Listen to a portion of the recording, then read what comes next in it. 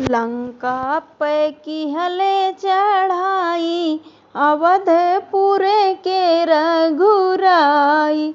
लंका पे किहले चढ़ाई, अवधपुर के रघुराई।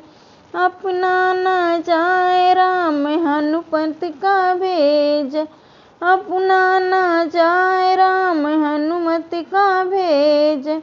ओ दिहे लंका जराई, अवधपुर के रघुराई। ओ दिहले लंका जलाई, अवधपुर के रघुराई। लंका पे किहले चढ़ाई, अवधपुर के रघुराई। लंका पे किहले चढ़ाई, अवधपुर के रघुराई। अपना न जाए राम लक्ष्मण के भेज, अपना न जाए राम लक्ष्मण का भेज। वो तो गए हैं मुरझाई, अवधपुर के रघुराई। वही तो गए हैं मुरझाई, अवधपुर के रघुराई।